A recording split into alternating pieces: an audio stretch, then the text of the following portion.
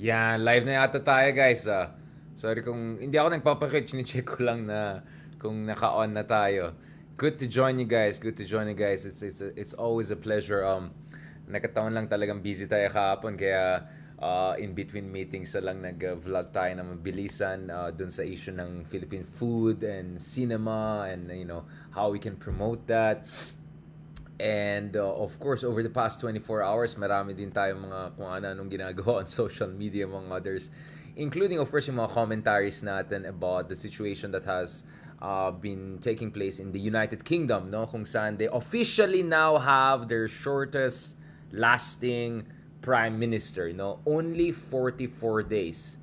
Hindi man lang nagdalawang buwan, barely 1.5 month, wala na po yung latest prime minister ng United Kingdom.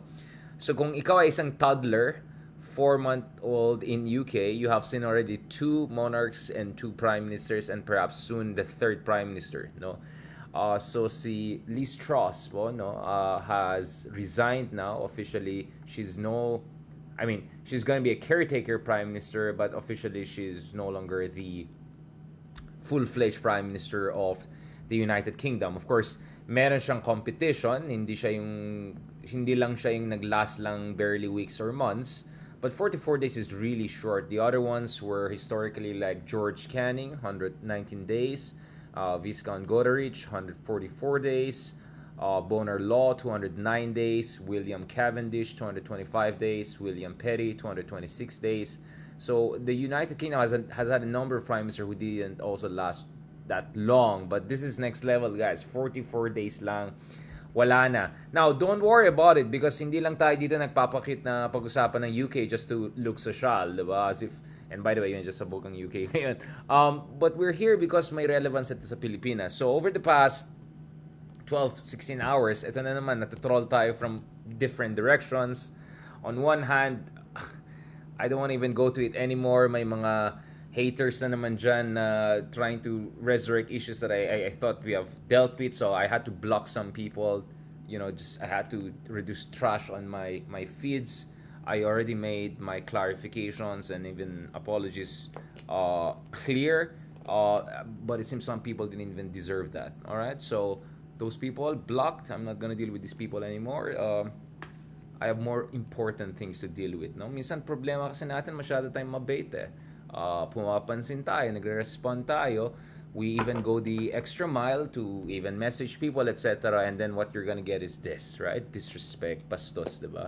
So we just had to completely block these people so that they don't waste my time anymore, right? Now, on the other hand, we have our usual troll friends from the other side naman, diba?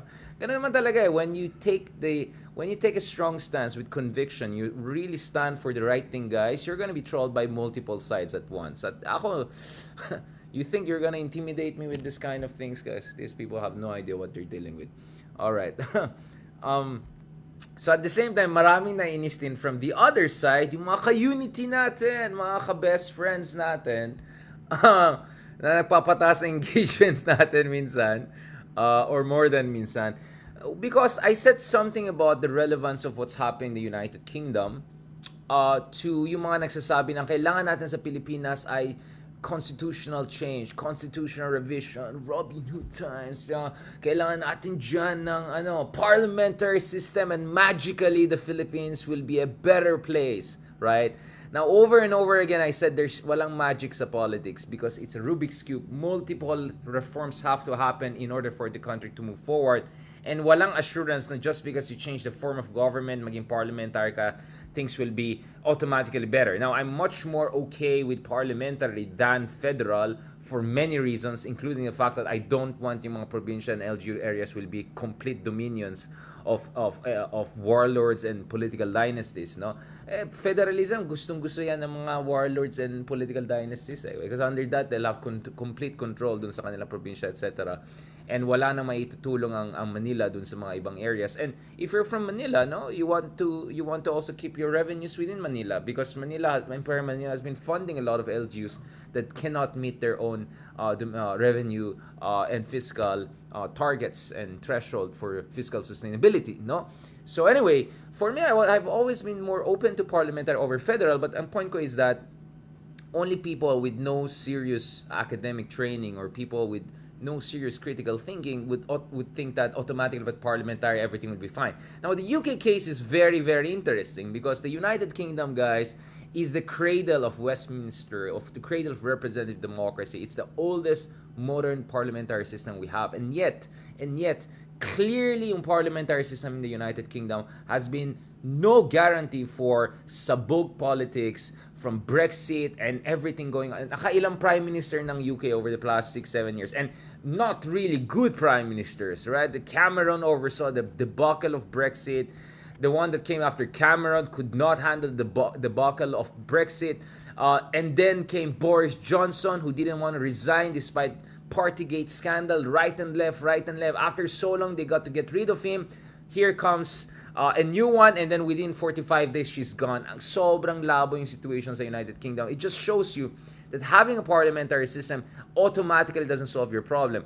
And this is, by the way, in an established democracy, a country with real political parties, a country with grassroots-based political parties, a country with relatively higher levels of informed citizenry and informed voting, right, than many fledgling democracy, etc. So kung UK na nga lang ang sabog ng parliamentary system nila, on one hand, you have people like Boris Johnson na ayaw mag-resign despite all scandals, and then dito, wala pang 44 days, alis na siya, and then ngayon, we don't know what's gonna happen next. Are we gonna have general elections? Are we not gonna have general elections? The opposition is saying we have to have general elections. The conservatives saying no, later on pa yan, sa 2025 pa yan, because may bagong batas na pinasa, so we don't need to do that, etc. Ang gulo yan. And to consider, this is the United Kingdom. This is supposed to be a great country. This is supposed to be a cradle of democracy. Kung sila ay ganito, well, good luck na lang sa developing countries. And let me tell you guys, look at parliamentary system. What a mess. They have parliamentary system in Thailand. And what? They get, how many coup d'etats they have had in Thailand over the years? Coup d'etat here, coup d'etat there. You know, ang gulo ng politics sa Thailand. And they have parliamentary. And you could say even Thailand has a much more advanced socioeconomic standards and levels than the Philippines. And look at it. The parliament system, coup here, coup there, ang gulo here, demagoguery here, total mini civil war situation. And Malaysia, supposedly a good situation. Look at what happened with them. In the parliament system, they had a super corrupt prime minister. At least ngayon, makakulong na siya. And that has nothing to do with parliament. That has to do with rule of law and judiciary and opposition mobilization and all. Let's get the causalities and linkages right here. No? Now, going back to Malaysia, ang gulo na naman. Nagpa-election na naman ng bago. Ngayon, nagwawaling opposition na dapat hindi ito yung panahon. This times will benefit the government. Ang gulo ngayon. Ang gulo ng mga parliamentary systems all around us. From Thailand to Malaysia and I can go on and on about the parliament system in Turkey before Erdogan went fully more presidential system, although they still have a parliament system. We can go on and on about this, guys. You know, so my point is, I'm not going to give a lecture here about political systems, political regimes, etc. But just gamitin mo lang yung pag-iisip mo ng konti. Gets mo na, if in a country like United Kingdom with such deep tradition of party politics, with such deep tradition of electoral democracy, right? If they have such a messed up parliamentary system, imagine if you have it in a country of a Trapos on steroids. If you have a country na sabog, no political parties whatsoever. Kaya nga parang sinasabi, mas focus dapat natin, even under the existing constitution, strengthening our political parties, strengthening citizen participation, strengthening accountability dun sa election process, strengthening avenues for ordinary citizens to have a chance to challenge the Trapos, etc. And by just changing the color of a tire, you don't make it faster. By changing the color of your Toyota, you don't make it a BMW. It doesn't work that way, all right? You have to go systematically and work it from within. Now, going back to this, pag-usapan natin ng United Kingdom because everything I'm explaining to you guys here is to make you realize bakit mahalaga na i-cover yung mga nangyari sa ibang bansa. Bakit dapat maintindihan natin yung mga nangyari sa ibang bansa? Kasi may relevance yan sa mga internal debates na nangyari. Now, interestingly, I've seen some of our unity friends are saying, hindi na kailangan ng charter change, baka ang kailangan lang natin is change our investment laws. But, hello, haven't you been following recent news, di ba? Recently, pinarelax na natin yung investments in critical sectors of our economy. Are these people even looking at it? These people are not even focused on the real issue. One big issue when investors are not coming here is because super corrupt ng governments. It's super corruption dito sa Pilipinas. But more than that, it's the fact that The corruption is very high in the Philippines. But the other fact is that ang mahal ng utility costs, no, electricity, infrastructure is super bad. So there are systemic structural challenges here. Na it's not just a matter of tweaking the law and everything magically go away. You have to get the foundations of the Philippine economy strong, right? You have to have a solid trade and industrial policy. Those are the ways to get investments. And for me, whoever is the president, I'll support them when they're doing the right thing to bring in the investment. So I'm all 100% for more investments in the Philippines. I'm 100% for making the Philippines a better democracy. But you have to understand the problem first. Otherwise, you're going to give stupid solutions that are nonsensical and could make the situation even worse. Not to mention, there could be a Trojan horse situation whereby in the name of going more federal or more parliamentary, blah, blah, blah, actually, ang ginagawa nila is they're making sure that Trapos will even have more power over our political system, which will make the situation even worse, right? So I'm not saying that's exactly what's happening, but there could be some people with that kind of agenda, right? Of really using this cha-cha talk for Trojan horse discussion, right? Not to mention, if you over-relax restrictions, next thing you know, baka yung isang bansa na beshi natin, may-ari na ng buong economy natin, good luck na sa atin, di ba? May national security implications yan, among other things. So, now, going back to this, let's talk about the United Kingdom a little bit, mga kameta. Since medyo, I want you to understand what's going on. Anong pinagsasabi? Everything we say here, mga kameta, it's evidence-based, it's driven by research, hindi lang ito kuda-kuda lang ng mga bloggers or kung sino-sino dyan na. So, officially, Truss is now the shortest serving, may God bless her, shortest serving, right, Prime Minister in UK history. As I said, may mga iba rin naman dyan na very short din yung kanilang stint. George Canning, Godrich, Bonner Law, Cavendish, William Petty, among others. So matter of just months, no. But this is next level, only 44 days, no.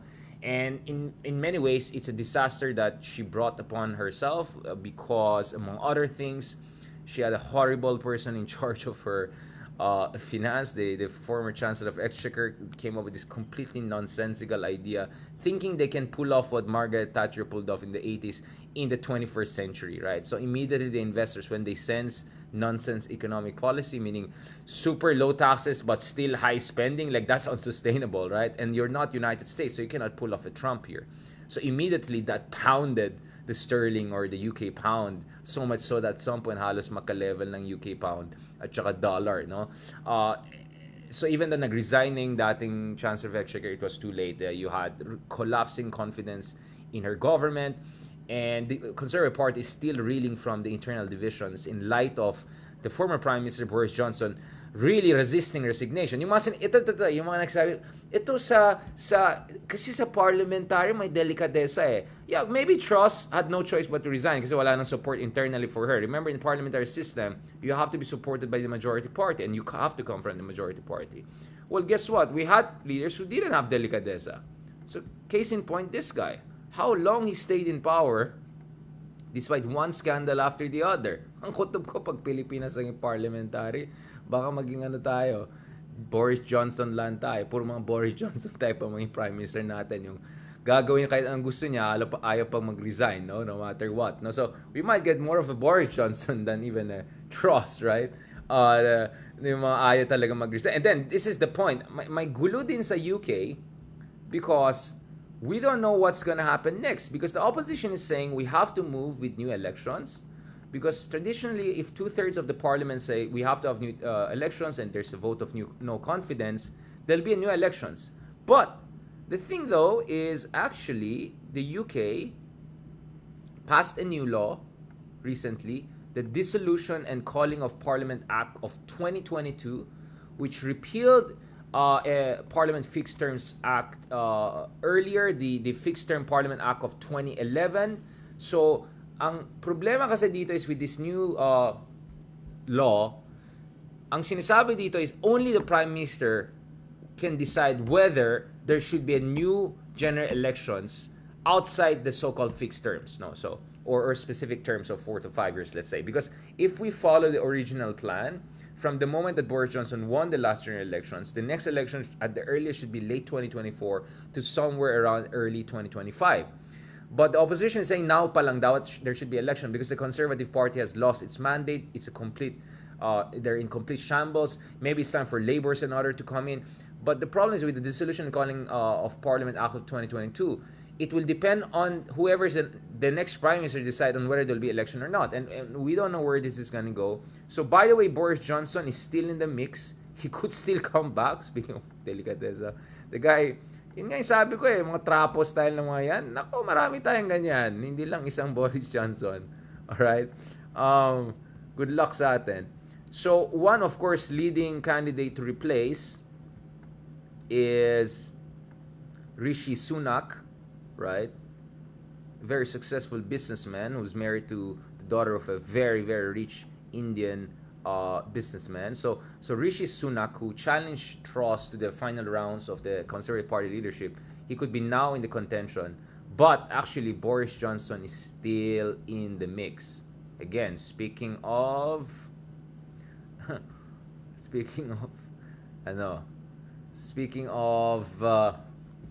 delicateza, di ba? Good luck with that, di ba?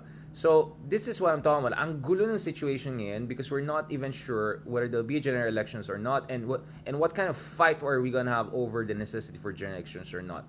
So maybe the opposition is hoping na magkakaroon gulo sa loob ng Conservative Party so much so that whoever they choose next will not be in a position to really have a serious mandate to carry the country through for the next 2-3 years. Now, in fairness naman to Truss, now, I mean, some could say there's issues of misogyny here, etc. I mean, I'm not a UK culture expert or UK expert for that matter, sure.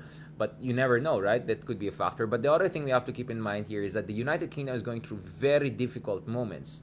So the winter is coming for Europe, and the United Kingdom is really grappling with rising costs of living and also energy costs. And related din yan with many things, including the situation in the US with the Federal Reserve interest rate hike, threats of recession, effects of the pandemic, and Brexit. Kasama pa dyan ngayon yung fact na UK is also grappling with energy crisis, especially since it's no longer importing any energy products from Russia. So earlier this year, I think for the first time in 2 decades, no oil or gas July, no? So this is the report we have from the House of Commons library, right? So, kita natin yan. So, they're totally wala na silang mga imports sa Russia, no? So, of course, they're diversifying, they have other sources, but still, diversification is not cheap. There's gonna be cost, right?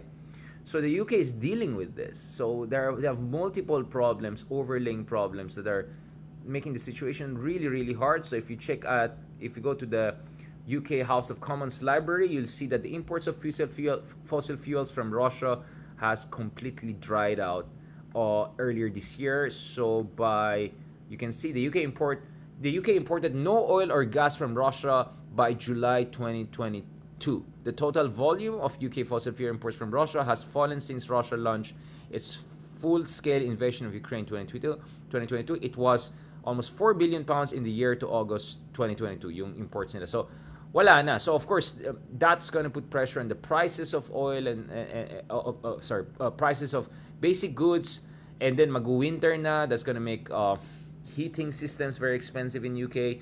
So whoever is going to be the prime minister in UK, they're going to deal with a lot of difficult situations, no? So good luck na lang. And of course the half joke out there is baka ayaw na ng mga conservatives maging prime minister ngayon because gusto nila itapon yung problema na yun sa kabila sa mga Labour Party. So since the conservatives have retaken power almost 10 years ago, we have had one crisis after the other. Yeah, so sobrang ang labo ng politics sa kanila, diba? And this is, by the way, the cradle of parliamentary democracy, just to put things into context, no? Now, let me go and look at the non-cradles, countries closer to us, and look at how messy the situation in these countries is, as far as the whole discussion about, pag parliamentary tayo, magically will be like, I don't know, Switzerland or whatever. Although Switzerland has a president. Okay. Ibang usapan. But you get what I'm saying? Like this very simplistic, uneducated idea. Like, oh, we go parliamentary, automatically everything will be fine, no? Okay. So, let's look at, for instance, at Thailand, right? Ang gulo ng Thailand. So, ngayon, they dissolved naman parliament, nawala yung isa, pabalik yung isa, tapos ang dami nilang coup d'etat. So, let me just show a number of coup d'etat that coups, no? And military coups this country has had over the past decades. Ang gulo, di ba? And ang dami rin nilang constitution. Ang gulo talaga ng system. And they're parliamentary, by the way, just to put things into context. So these are all the coup d'etats that happened in Thailand over the years. So you had coup d'etat in 1933, 1947, 1948, 1957, 1958, 1971, 1976, 1977. Meron pa, marami pa. Don't worry about that. The full list, let's bring it out, no? Para makita nyo, guys. Ito. Talagang ano to ibang klase. So, the other coups, no? They go all the way to 2014, diba? So let me show you guys the whole full list. Of course, they're very interesting academic articles I can show you guys to understand and appreciate how messy the parliamentary system in Thailand is, and that the parliamentary system is not a magic now. Automatically, parliament ka na, everything is fine and dandy. So again, these are the other list of the coups. So coup after coup after coup after coup, right? These are all the coups that have been happening in the parliamentary system that is Thailand. Like, oh my goodness, 1933, 1947, 1948, 1957, 1958, 1971, 1977, 1991, 2006, 2004. Like, you can go on and on and on and on and on. Ang dami ng coups, ang dami ng constitution, right? And I suggest, of course, a little bit do a research on the history of coups in this country. And of course, that created a lot of worries that the COVID-19 will be militarized or weaponized to create, baka mamaya may bago na naman ang kaguluhan na mangyari sa bansang yan, diba? In fact, in Thailand, there's almost like a coup culture, right? That's how some put it. So let me show you this para you have an idea. So I'm just saying, like, let's talk about real world, all right? Not like mumbo jumbo stuff, right? So you can see, like, this country. So this is a piece on Reuters. I suggest you guys check the long history of coups and protests in Thailand. Sobrang gulo yung situation there, no? Despite the fact that I would say that probably have some better parties than the kind of trapo politics that we have in here in the Philippines, including some parties built by youthful, progressive folks, and also some of the middle-class driven parties that have been there. And yet, ang gulo ng Thailand, right? There's no assurance just because you're parliamentary or whatever, everything is going to be perfectly fine or something like that. Or let's go to Malaysia for that matter, right? Isa pang country na sobrang gulo and ang daming corruption and problems nangyari. And by the way, Malaysia is rich for 1,000 other reasons, not because they're parliamentary or whatever, not even rich, or relatively upper middle class, etc.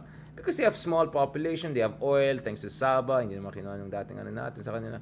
So, I mean, look at Malaysia, for instance. Like, my goodness, they had the world's biggest corruption scandal, right? Government corruption scandal under former Prime Minister Najib, no? A multi-billion-dollar 1MDB scandal, right? Nadamay pa yung Hollywood, nadamay pa yung Wolf of Wall Street. Sobrang gulo niyan, no? There's in fact a book about it. If I suggest you guys read about it. I'll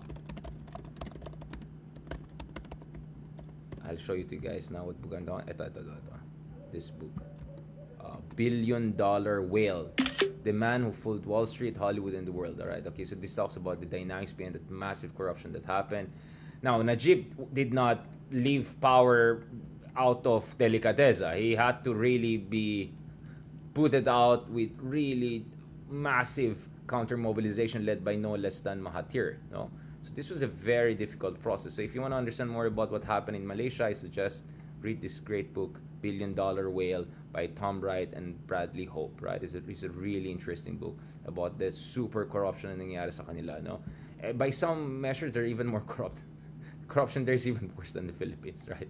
Just just to put things in context. And then, as if things, and of course, Najib is now kind of out of the picture thanks to the rule of law or relative rule of law they have compared to at least the Philippines na ilan naman ng mga trapo dito na talagang held accountable for corruption, right? Wag na tayo magpangalan, alam nila. Ang gulo ngayon because yung government nila ngayon ay nagpapabagong elections, ayaw naman ng opposition ng bagong elections, and they're saying the circumstances are not right for that as we head towards the end of the year, and there's still the COVID issue, etc. So ang gulo niyan, bro, guys, ang gulo niyan. I can go on and give you all examples of parliamentary systems that are not very, very efficient. Like, you want to go more? Fine, let's go.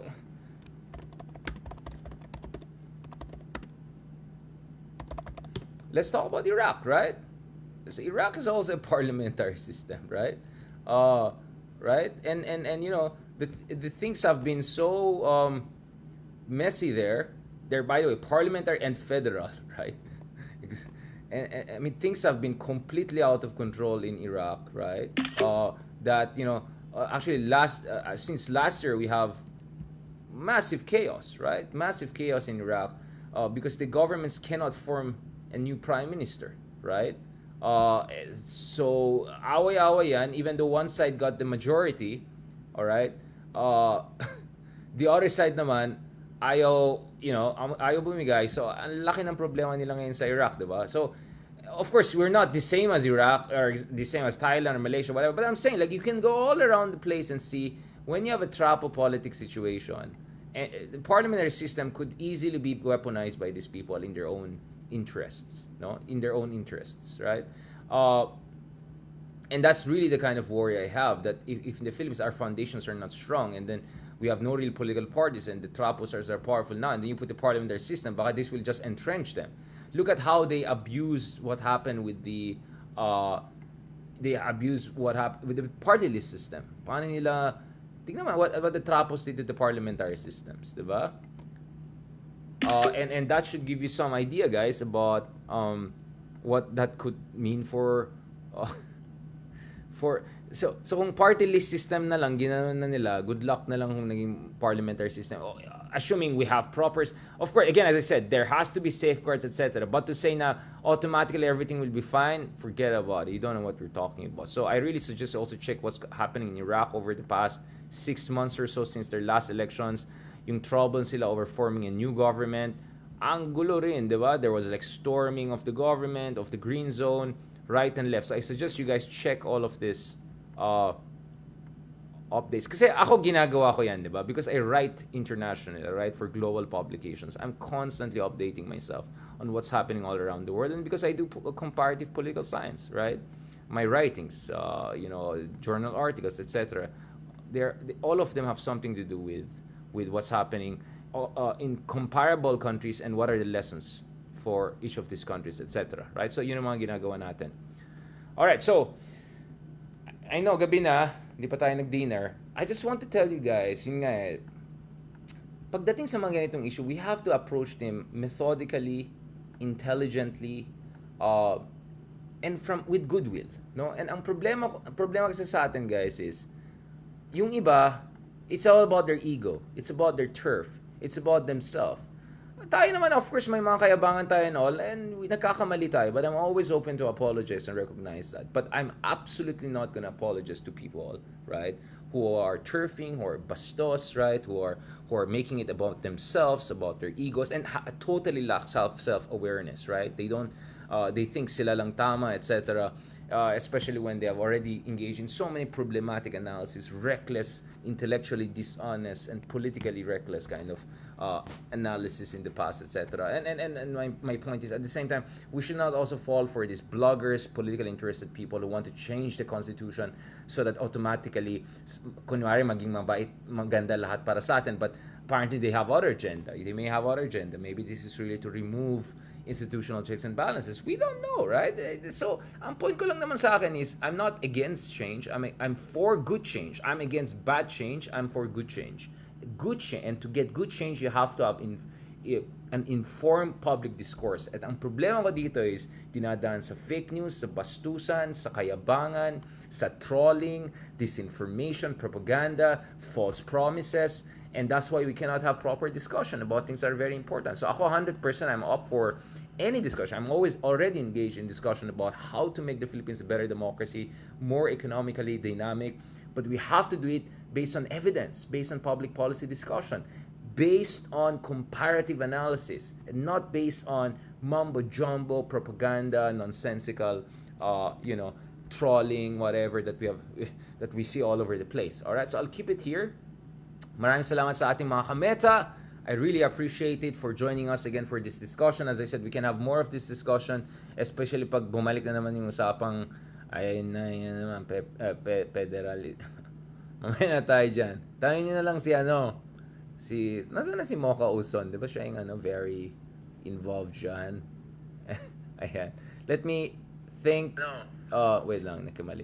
Let me thank yung mga supporters natin, or as always, thanks sa mga nagbigay ng starts and support. Of course, kay Ma'am Jocelyn Lomberi, as always, she's been so kind and supportive throughout the year. And so, thanks to people like you guys, and her, etc., nainggani tayo to have these kinds of discussion kahit gabi na, kahit di pa tayo nag-dinner, kahit pagod na tayo.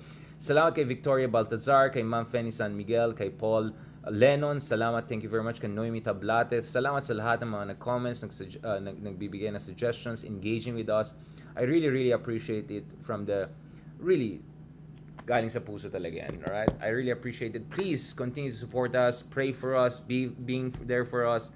Dahil unfortunately, we have to deal with a lot of haters, a lot of nonsense, right? And a lot of people who never deserve me giving them an ounce of my attention. And sometimes I kind of regret being a bit too nice and bothering to reach out, extend the olive branch, etc. Maybe I shouldn't. Maybe sometimes you should just don't care about some people because they don't deserve engagement at all. All right, but at least I'm trying my best. I'm really trying my best. I'm reaching out. Extend always the olive branch. I'm open to public discussion. I apologize when things are a bit too abrasive, but I'm always willing to continue discussion in a good spirit. And if you want to make it about your ego, your turf, etc., let's go. All right, but be honest about it. Be self-aware about it. All right, don't try to make it. I know. Okay. Maraming salamat. Thank you very much. Talk to you guys. Hasta mañana. Adios.